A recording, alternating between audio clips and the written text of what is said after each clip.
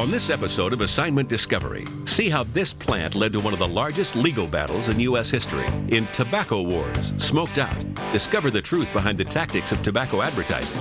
Learn about the laws and lawsuits from both sides, and discover why some claim secondhand smoke can have some serious side effects. And for more resources on health, go online to discoveryschool.com/teacher.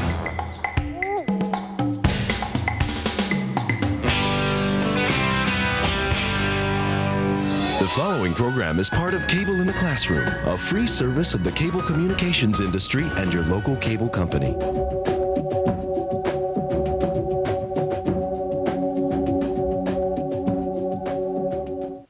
Introducing an amazing new scientific discovery.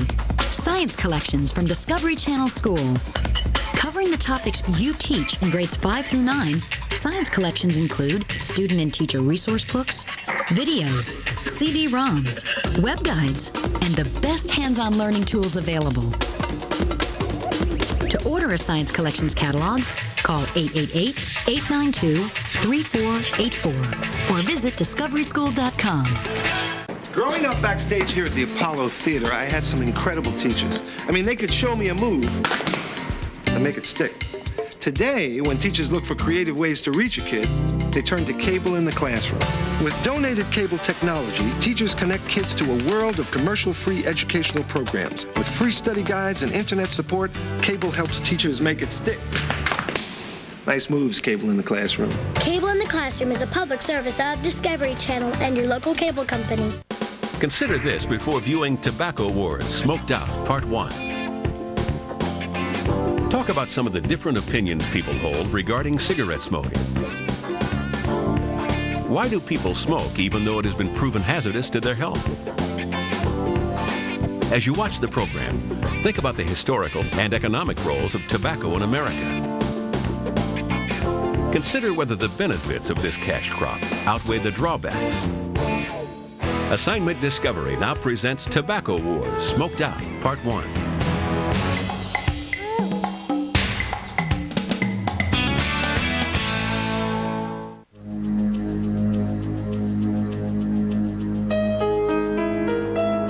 Tonight we're going to be going out and looking at bars and actually giving some tickets to people that are smoking in bars.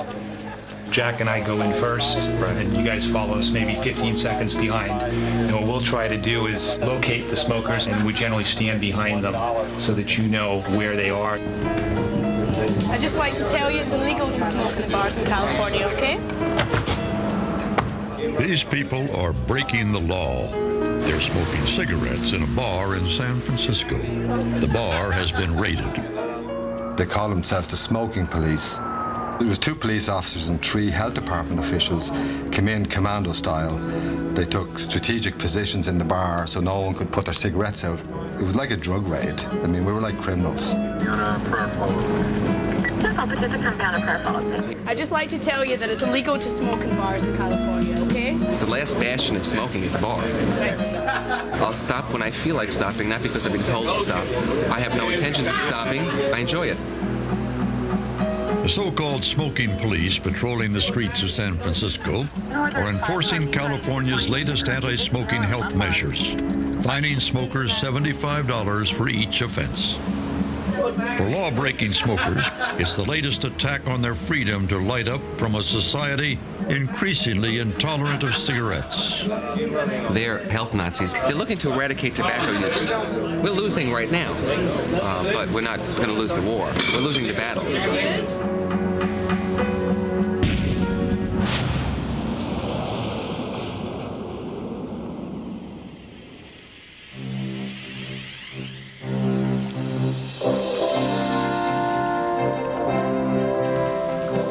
In the early 1980s, the R.J. Reynolds Tobacco Company wanted a Harrison Ford look-alike to spearhead a new advertising campaign.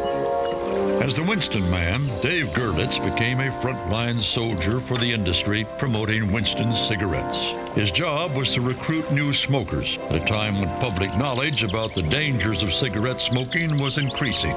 A smoker himself at the time, Gerlitz soon became concerned over his client's attitude about the very product he was promoting. This highly successful ad campaign, with Gerlitz playing a member of a search and rescue team, conveyed the essence of macho camaraderie. It was an image, says Gerlitz, designed to appeal to young smokers. They told me on many occasions my job was to get 3,000 to 4,000 to 5,000 kids smoking every day to replace those who quit or die. We were getting new replacement smokers, and they, in our minds, we're being told it's 12, 13, 14-year-old boys. In fact, later on, R.J. Reynolds was discovered to have tracked the consumption habits, including cigarettes, of children as young as 14. The company admits this happened. Its present management disapproves of such behavior as revealed in internal company documents. I think it was regrettable that it was written. Those memoranda are inappropriate. There's no question in my mind that tobacco companies oughtn't to be following the consumption habits of minors in planning their strategies for the future. Completely inappropriate. In 1987, R.J. Reynolds launched a cartoon character, Joe Camel, to revive its tired Camel cigarette brand. But critics felt advertisements like these were encouraging young kids to smoke. Reynolds responded that the ads were designed to convince young adults to switch over from rival brands. Anti-tobacco campaigners were not convinced. The tobacco industry's been brilliant in hooking kids. It demonstrates what you can do if you have no moral gyroscope whatsoever. It's not a coincidence that after Joe Camel was introduced, the percentage of American kids who smoke Camel cigarettes skyrocketed from less than 0.5% to well over 13%. During that same period of time, the number of adults who used Camel didn't move at all. Joe Camel wasn't one iota about adult brand switching. It was 100% designed to appeal to kids. The one question my shareholders are going to ask me at the end of the year is, has Camel's market share increased? Because remember, it's just a consumer product competing against Philip Morris and other companies. And we would not be doing our job if we didn't do effective work in our marketing campaigns. It's a consumer product. We have to sell cigarettes to your kids. We need 500,000 new smokers a year just to stay in business. So we advertise near schools, at candy counters. We lower our prices. We have to. It's nothing personal. You understand. The tobacco industry. How low will they go to make a profit? I had my first cigarette when I was 13. I can't remember doing very many things without a Zarin man. Almost like a twin. A Siamese twin. Somebody that was there constantly. And someone is embracing you. Like a friend is there. Everything is gonna be all right. But everything wasn't all right. At the age of 41, Debbie developed throat cancer. Despite this, she remains hooked on the habits she acquired in childhood. She now smokes through a hole in her neck called the stoma. I light the cigarette, suction from my mouth, and after it gets lit, I hold it to the stoma. And I'd like to say I just take a little puff, but you don't. You get all that you can.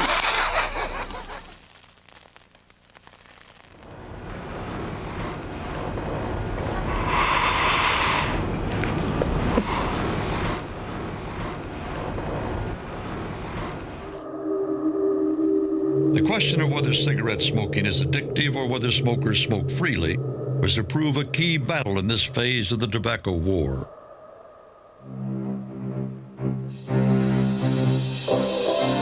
The makers of Marlboro, the world's most popular cigarette, produced some unwelcome evidence of their own about the addictive nature of cigarettes. Their secret work on rats was supposed to find a safer alternative to nicotine. But what emerged from the work on Philip Morris's rodents had immense implications for the cigarette industry and the question of addiction. Rats took nicotine just the way people smoke. Rats would wake up in the morning And before they would eat, before they would groom, before they'd get their water, they'd go over and they'd press that lever for nicotine, just like a person who gets up and lights up a cigarette. And they would load their brains up with nicotine in the morning. And then all day long, about once every hour or so, the rats would go back and press that lever, just like people who stand outside and smoke cigarettes. And then right before the rat went to bed, right before a person goes to bed, they smoke a bunch of cigarettes to put the nicotine into their brain. And that was very revealing to us, that here was an animal mimicking what a person does. And that said something to us that was very important. It said that cigarette smoking was a biological process of addiction, not just a habit. Victor DeNoble realized how sensitive this discovery was to an industry that publicly denied cigarettes were addictive. People were very careful, Philip Morris, not to use the big A word, the addiction word. They would use things like impact. What is the impact of this cigarette? What they really meant was how much nicotine is it delivering to the brain. Unexpectedly, he was summoned to Philip Morris's corporate headquarters. All of a sudden, I'm going up on a corporate jet to New York City. I mean, I'm a grunt-level scientist. I'm in a laboratory working with rats. And I talked to the president of Philip Morris. He asked me one question. He said, why should I risk $1 billion industry on rats pressing levers for nicotine? All he wanted to know was the profit margin. This is about money, nothing else. Company lawyers now moved into the room next door to DeNoble. He was told to withdraw his research work from publication. Then the president of Philip Morris arrived. This guy shows up, and I'm sure he's making like $1 bazillion a day. And he says to me, is this a test that a government agency would use to determine whether a substance has an abuse liability, an addiction potential? I said, of course, yes. And he got all upset, and he grabbed this guy by the arm, and he said, we're going out of here. And he opens the door, and he looks back, and he says to us, damn it, man, you're making us into a drug company. Philip Morris now decided it was time to stop DeNoble's laboratory work. He was summoned to his boss's office. I'm sitting there thinking, wow, you know, this is more laboratory space. This is a bonus. This is a promotion. And they said, but as of 3 o'clock, and it's now 10 after 3, we don't do this research anymore. They said, I want you to go downstairs and kill your animals, turn over all your documents. DeNoble killed his 250 rats, but crucially, he kept some of his research papers, and he didn't tell Philip Morris. They had people following me and watching what I was doing, and they were making it very clear that if I did go public, I mean, they told me point blank, they would absolutely categorically sue me and have me put in jail. DeNoble's work would stay secret for a decade, but smokers at the time were well aware of the powerful hold nicotine had on them. Addiction was the key for this man and his personal war on cigarettes. In the 1980s, C. Everett Koop was America's #1 health official, the Surgeon General. He regarded his fight with the tobacco industry not only as a health campaign, but also a moral crusade. In 1988, he produced an official report labeling cigarettes as addictive. We, in a sense, made a word that was always associated with heroin and cocaine, criminals, and crime in our streets, with a drug that was illegal. And here we have a Surgeon General's report that says a legal drug in this country, nicotine, sold as a legal product, tobacco, is just as addictive as cocaine and heroin. Well, that changed a lot of people's thinking. Our opponents very much wanted to have that word in its pejorative sense, to link smoking with crack cocaine and heroin.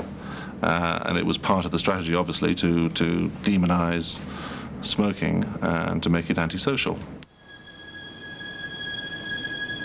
It was this man who produced the most damaging evidence about what the tobacco industry knew about addiction and was keeping secret. In 1988, Merrill Williams clerked for a law firm representing Brown and Williamson, a subsidiary of British American Tobacco. They paid him to sort through hundreds of boxes containing the most secret and sensitive documents on smoking and health. What he did next was to change the balance of power in the tobacco war. My thoughts were, there's no way in the world I can not get these documents. I've got to get these documents. I'm going to get these documents. And believe me, I was scared to death because I was taking out the originals. I had to take it out in sections, and I did the James Bond thing. I plucked a hair and put it in the section that I took, and then I went out. Getting out and getting in was controlled by the guards. And as I passed the guards, I would be munching potato chips, and the noise of the chips would be distracting to the noise of the paper. We were allowed to carry a briefcase. And at Christmas, I filled the whole briefcase with documents because nobody was there. I didn't even make a pretense of working. I just left and passed the guards and said goodbye and happy Merry Christmas. And the spirit was such that nobody wanted to stop me. Over a 4-year period, he stole thousands of confidential documents.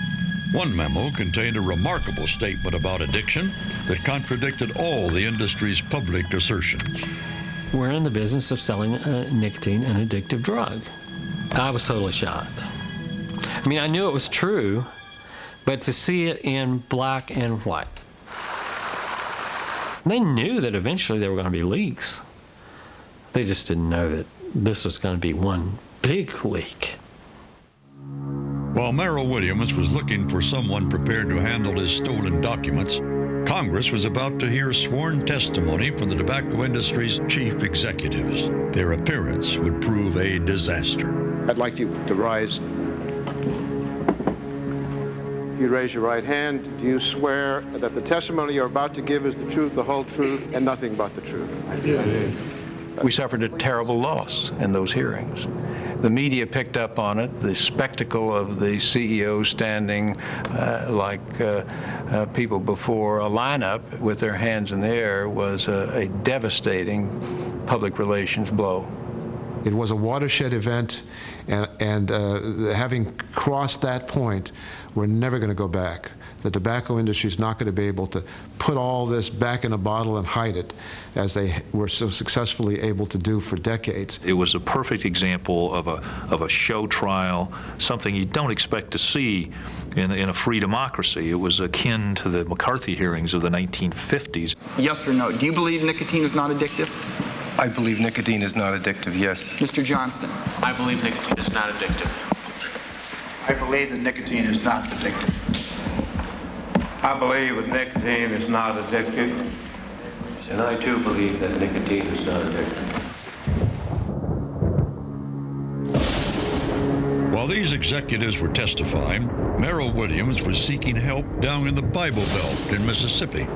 The industry now knew he had their documents. He feared for his life. I wanted into the public arena, but I didn't want to hang from my toes like Mussolini. You know, it just was not on my mind to kill myself.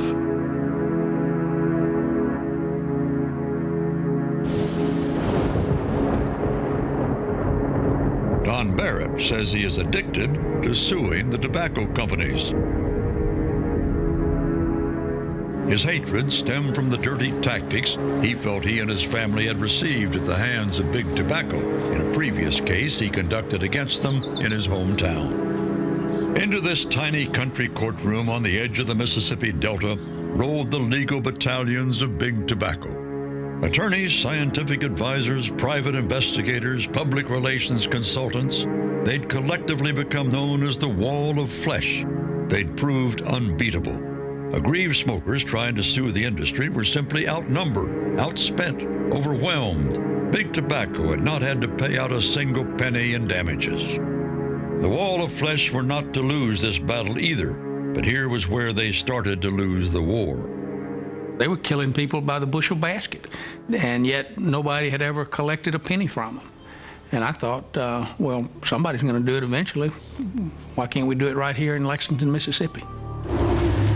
Don Barrett's partner was a fellow Mississippian, a millionaire lawyer named Dickie Scruggs. They were to invest millions of their own money in this fight, but the personal rewards would be great if they won. The tobacco industry regarded them as bounty hunters. The Mississippi lawyers were now to get their first break in the case. Don called me and said he had gotten a call from a man named Merrill Williams that he believed that Williams had documents that might be of interest to us. I picked up Merrill at the airport. We took my Learjet when we landed at this remote spot, and we put the documents on the airplane. We brought them back to Mississippi, back to my office. He brought out documents in 2s and 3s to show us, and it was astounding. Scruggs now brought in Mississippi's top law enforcement officer. He said his name was Merrill Williams, that he had some documents that I ought to see. He looked like he had coughed up an alligator. The first words I saw were that, in our opinion, or we are in the business of selling nicotine, an addictive drug. And the crown jewels had landed in my lap. I had just witnessed all the 7 chief executive officers of the tobacco companies raising their right hand and swearing before Congress when asked the question, is nicotine an addictive drug? Each one of them said, in my opinion, nicotine is not an addictive drug. So what I had just 21 days later was absolute evidence that they had known for the last 30 years that nicotine was an addictive drug. They had lied before Congress, and what impressed me is that this was evidence of a crime. And when I saw that, my comment was, these guys are toast. I cannot believe this. I sent a copy of them right quick. I sent my copy to Stan Glantz at the University of California. Barrett chose well. Stan Glantz was one of Big Tobacco's most vehement opponents. The people who run the tobacco industry are moral midgets. They're like cockroaches. They love the dark and they spread disease. Glantz placed the documents in a secure archive in the university's library, but Brown and Williamson quickly discovered their whereabouts. When the tobacco companies found out they were there and demanded them back, they wanted to know who was looking at them. And the library said, excuse me, we don't give that information out. So they went and had a couple of private investigators staking out the library, sitting in the lobby out in front of the archives, watching who was coming and going. The industry sued the university for the return of the documents and lost. They were very concerned that if some of these documents ever saw the light of day, the industry would just be dead meat from a legal point of view. And that's finally, after 50 years, what's happened. The library put the documents on the internet. Now in the public domain, they could be used as evidence against the industry. They knew nicotine was addictive in 1963. They knew smoking caused cancer in the 50s. And they had elaborate and intelligent plans to cover this up, to keep this information away from the public, and to keep people smoking. The Mississippi team, now able to use these documents in court, still needed to counter Big Tobacco's long-established and successful courtroom defense that smokers choose to smoke of their own free will. They wrapped the American flag around themselves and said, these are adult smokers, and they made an adult choice to smoke, and we shouldn't interfere with that, and that's what America is all about. Well, of course, that makes you want to throw up. I mean, listening to that, knowing what we know about addiction, and I kept saying that we've got to get around this argument of nobody made him smoke, of free choice. And we hit upon an idea. Mississippi's Attorney General Mike Moore reckoned he could defeat the industry in court by suing not on behalf of any individual, but on behalf of his state. He would seek compensation for the cost of treating sick smokers, an expense over which the state had no freedom of choice. When we filed our lawsuit, we thought we had a pretty good shot, but we knew we were against just a tremendously powerful industry with unlimited resources, so it was a little bit scary. We could put the tobacco industry in danger for its life. And we realized it was the silver bullet. It has certainly. That bullet had our name written on it. They were running around like chickens with their heads cut off. I will have to tell you that I misjudged the strength of the Attorney General claims. You could see the fear in their eyes. There is the chance that you will end up in the wrong court at the wrong moment, and one loss will wipe out an entire industry. They would bicker among themselves, and it was a delightful scene, let me tell you. There's no question what the objective of the other side of this debate is trying to do. Their objective is to put us out of business. As the legal battles continued, Big Tobacco faced another threat from society itself.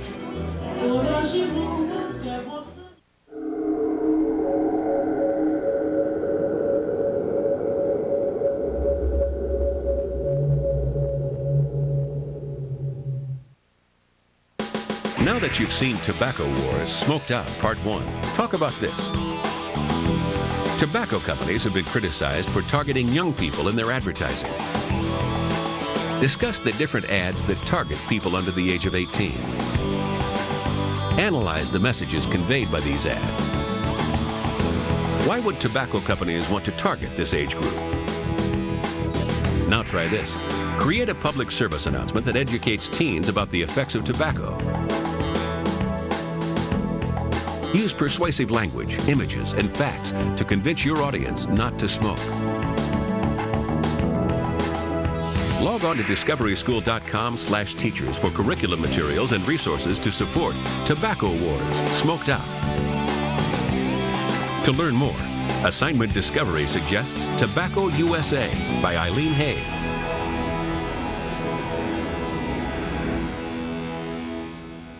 Consider this before viewing Tobacco Wars Smoked Out Part 2. Discuss what you know about secondhand smoke. Do you think you've ever been affected by it? As you watch the program, look for evidence that supports or rejects your understanding of secondhand smoke. How do you think new research can influence policies about smoking in public places? Assignment Discovery now presents Tobacco Wars Smoked Out Part 2.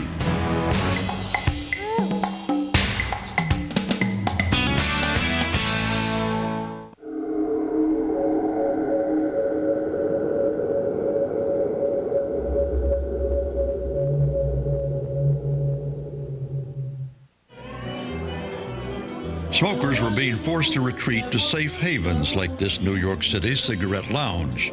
This bar positively celebrates smoking. The menu is a list of cigarettes. But passive smoking, the idea that cigarettes might endanger the health of non-smokers, dramatically transformed society's response to smokers and their smoke. It also revolutionized the anti-tobacco movement. Cigarettes could now be cast as a public menace, not just a private concern. It was the most serious threat so far to big tobacco. I really believe most people in the industry formed an opinion that now looks terribly misguided, that this subject would not amount to a whole lot, that it would not be accepted as scientifically sound. Passive smoking is the industry's Achilles heel. Because while the tobacco industry can keep smokers smoking and through their advertising help them rationalize their behavior of killing themselves, it's very hard to get somebody to believe they have a right to kill somebody else. We never met, but you know me. I'm your waitress. I brought your coffee. Remember the drinks? Can we ask you something? 8 hours in here. It's like smoking almost a pack. More of us die of lung cancer and heart disease than in any other woman's job. When you smoke a cigarette or breathe in secondhand smoke, you're putting cadmium in the air, dimethylnitrosamine, nicotine, arsenic, ammonia, lead, a whole variety of toxic chemicals, which if they were coming out of a smokestack in an industry would be very, very heavily regulated. Public health authorities increasingly are marginalizing themselves by their more aggressive and excessive claims about smoking. Basically, they've now decided that the end justifies the means, and they engage in junk science to try to make smoking even less socially acceptable than it is already. A landmark case involving an American Airlines employee showed just how harmful the passive smoking issue could be to the tobacco industry. Norma Broin worked for 13 years in the swirl of smoky airplane cabins as a flight attendant. She never thought that her job might place her at risk from disease. It was irritating, it was annoying, didn't make us feel good, but none of us knew that it was going to kill us. At the age of 34, Norma was diagnosed with lung cancer, despite the fact that she had never smoked. There's no question in my mind that the secondhand smoke caused my lung cancer. I don't have any of the risk factors. My doctors have certified that my lung cancer came from secondhand smoke in my work environment. Donning a protective mask may look bizarre, but today Norma's life is planned around avoiding all air pollution, including cigarette smoke. For her, it's a matter of survival. I have no choice. I have basically one lung left now. The other one's pretty much gone because of complications. Every time I'm in a smoky environment, I get an infection that kills that much more of my lung cells. Pretty soon, there will be none left, and I will be dead. It's not a matter of choice. Norma sued the tobacco companies on behalf of 10,000 non-smoking flight attendants. Big Tobacco settled her case, handing over $300 million for a medical research foundation, but refusing to concede blame. It was the first time the tobacco companies had paid out in a passive smoking case, but Norma is not stopping there. With every fiber of my being, I want to see the tobacco companies held responsible. They're evil. They are the definition of evil. They put profit before people. This is about greed. It is very simple. That's all it's about. They produce a product that they know, if used exactly how it was intended to be used, causes sickness, disease, and death in the user and the non-user. And they tell you that it's not so. They lie about it. Anyone who looks at the science will see that the vast majority of studies on this issue have demonstrated that, with the possible exception of young children, there is no statistically significant risk associated with environmental tobacco smoke. Big Tobacco regards the science about smoke in the air as unsound, but some defectors from inside the industry take passive or secondhand smoke very seriously. There are just a number of documents within the company and in the industry that clearly indicate that secondhand smoke is just as dangerous, if not more dangerous, than mainstream smoke, and the documents date back into the 70s. Jeff Wigand was the second big break for those suing the industry. He became the highest-ranking defector in the history of the tobacco war. It was a huge stick of dynamite for the industry. They never expected someone who had been vice president of the company to come forward, and he had tremendous information. He was a very dangerous witness for the tobacco industry. That's why they tried to intimidate him, because he was seen as a traitor to the industry. After being fired by Brown and Williamson from his position as head of research and development, he felt increasingly hounded. I knew the industry was following me around. I went through unmarked entrances. I traveled under different names.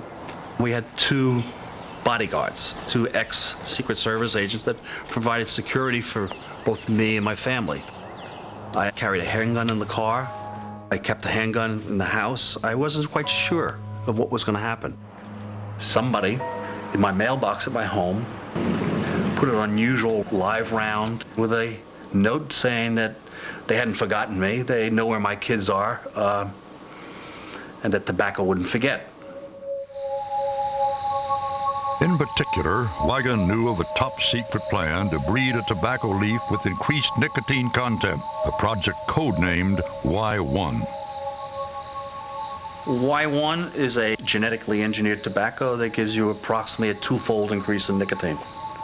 It was a program that was undertaken within the company to manipulate the nicotine delivery of the tobacco. The Y1 leaf was sold commercially in cigarettes in the United States. British American Tobacco, which ran the project worldwide, says it was a failed attempt to develop a safer cigarette. Jeff Wigand believes otherwise. The companies knew that nicotine was addictive and that the product that they were delivering to the consumer was really a nicotine delivery device or a nicotine system. Y1 seeds, ironically, produced the first successful criminal prosecution of the tobacco war. when the genetic engineering company developing the project for British American Tobacco's subsidiary pled guilty to illegal export of tobacco seeds and was fined $100,000. It's one of the most addictive substances on earth, and it's hooked millions. It's called nicotine, and the tobacco industry knows that the more nicotine their cigarettes have, the more hooked you'll be. Of course, every year, thousands of people die from their addiction. But you know what they say. There's plenty of fish in the sea. The tobacco industry, they profit, you lose. A deal that would threaten the profits as never before was being hammered out in secret in Manhattan. This was the first breach in the tobacco industry's united front against its enemies. Representatives of Liggett, which makes Chesterfield cigarettes, met with one of their fiercest opponents and swore him to absolute secrecy. We negotiated in New York, in different places, under assumed names. I had a secret file in my office that I called Project Phoenix. He knew that they would be squashed like a bug by Philip Morris and the other BAT and the other big companies if, in fact, the negotiations leaked out. The secret talks were being driven by financial considerations rather than qualms of conscience. I had some morals, but not a lot, so to speak. But initially, Liggett could not afford to lose. If we lost one judgment, we'd be out of business. Liggett decided to settle its suit with the state's attorneys general. I said to myself, what am I going to do if I go to court or go before Congress, somebody asks me, is smoking addictive, or you ask me, smoking addictive, or smoking cause all these problems? And personally, I believe they do. What am I going to do? Hem and haw and say, I don't know, which is what they're still doing. So it's a pleasure to come out and say, not a pleasure, but it's refreshing to come out and say, yes, it does cause all these problems. Yes, it is addictive, 100%. This was the first time that the tobacco industry had ever admitted that cigarettes cause cancer, that nicotine was an addictive drug, and yes, they had intentionally marketed to children. It drove the tobacco industry, the other 98%, nuts. Bennett LeBeau doesn't have a conscience. His sole purpose was to sell the business to somebody for a lot of money, and he's blackmailed, or attempted to blackmail effectively, all members of the business to say, buy me for a large amount of money and I won't cause you any trouble.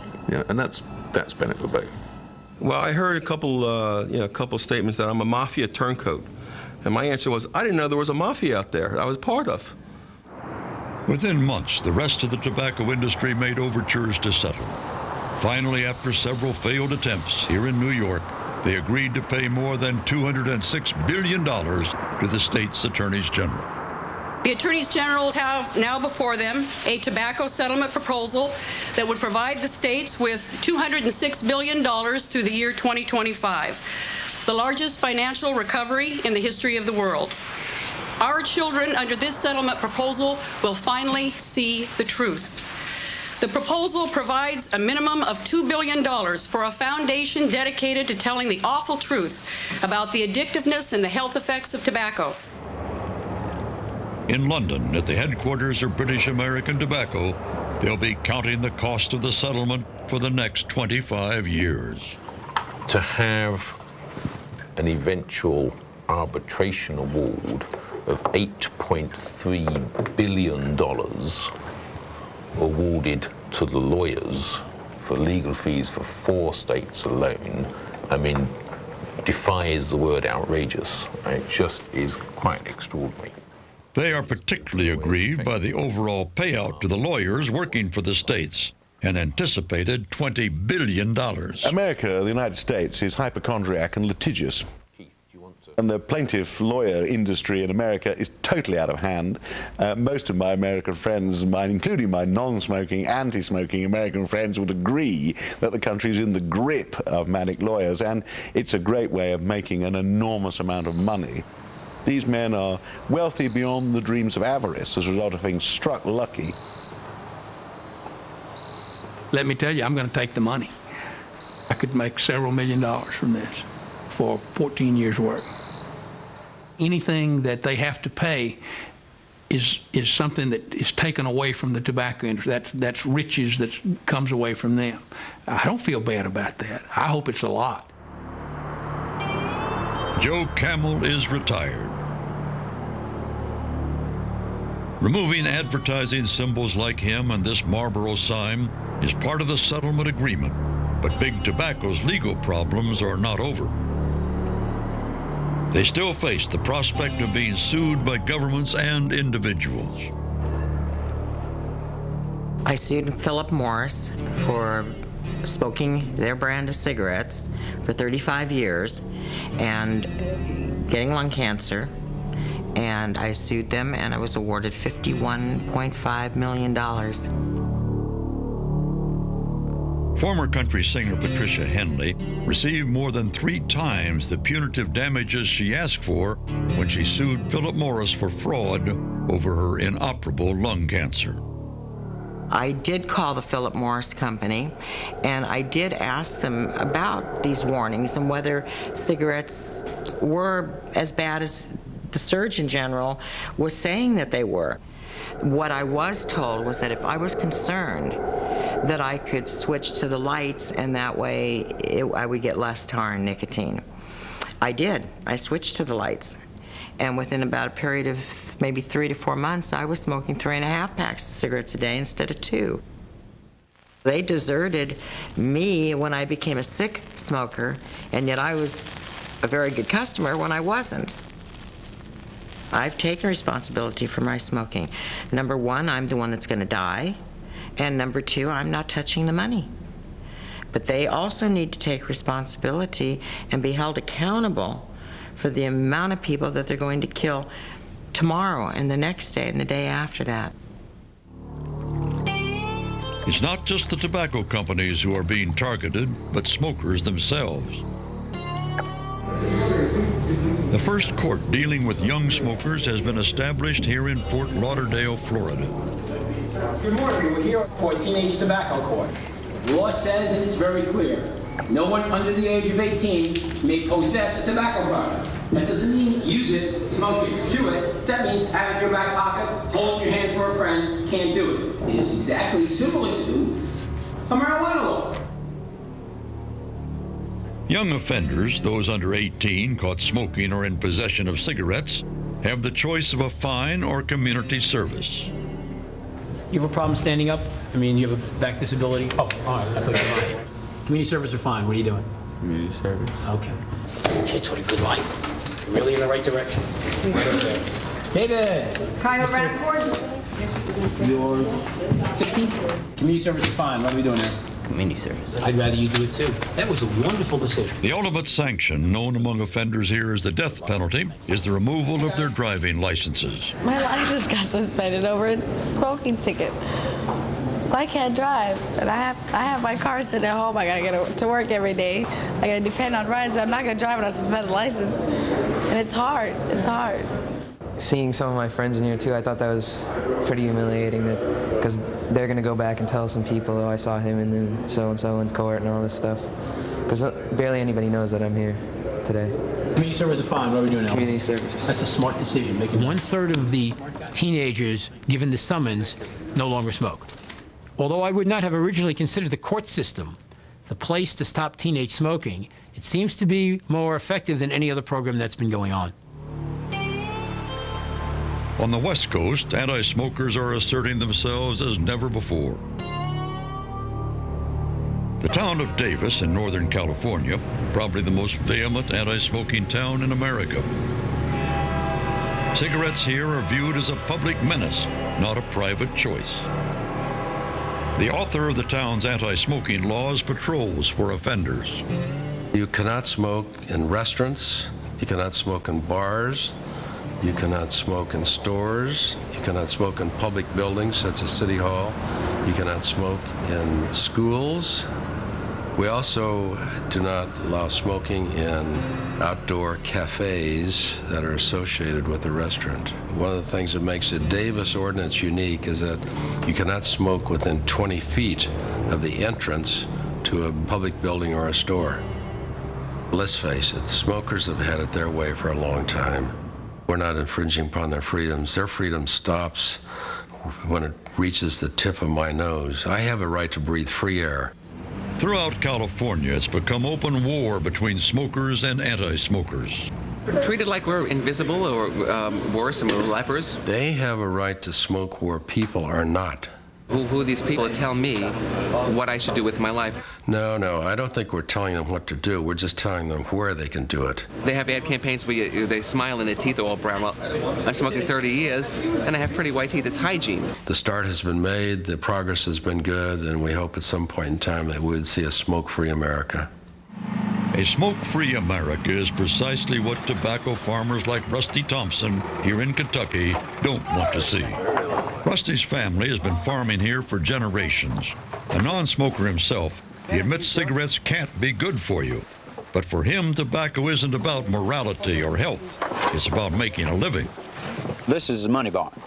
This little flake, that will make about 5 cigarettes right there. So when you look at the amount of volume, it doesn't take a lot of tobacco. This barn will generate 60 million cigarettes. So tobacco is a high dollar crop for big tobacco, and it's a high dollar crop for me. High dollar. Today, despite all the evidence against it, tobacco remains highly profitable. But increasingly, the tobacco leaf being sold in auctions like this one in Kentucky is going to the third world. That's where the future of tobacco lies. The tobacco industry would like to shed its reputation as the black sheep of modern commerce. It wants financial stability. That's why it settled with some of its foes. But the war against it shows no signs of dying down. And as an industry, it remains a pariah, albeit one that is still profitable. The tobacco industry sells a product that obviously can be dangerous and risky to people who use it. And I think if you look back at the history of this industry, it probably hasn't emphasized cooperation with health authorities enough in hindsight. I think we could have done a better job as an industry over the past 40 years. When they write the history of the 20th century and look at the number of people who died throughout the world from tobacco use, historians are going to ask the question, how could we do so little about such an important plague? Money! Somebody! Every cigarette company in the United States should be out of business in 25, 30 years. Because if you're really not going to sell to children, you're really not selling to children, you're going to have no customers in 25, 30 years. By the year 2025, 500 million people will die of smoking. Now, that's a Vietnam War every day for 27 years. That's the Titanic sinking every 27 minutes for 27 years.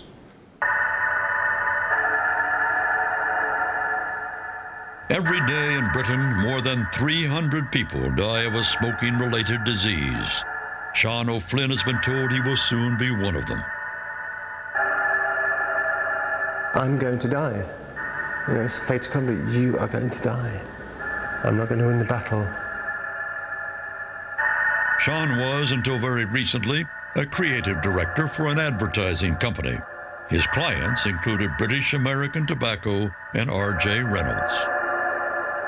From the age of 13, he has consumed the product he promotes. You're not selling smoking, you're not selling tobacco, you're not selling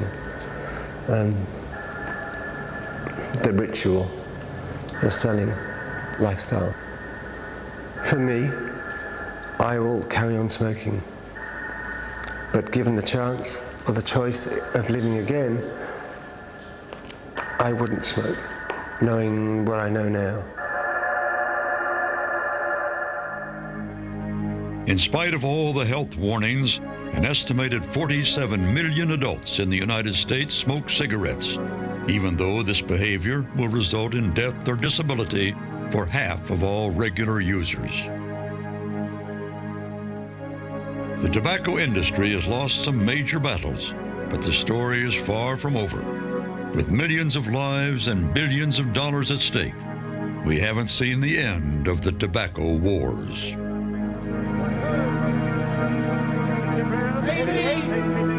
watching. Discussion topics and activity and resources for Tobacco Wars.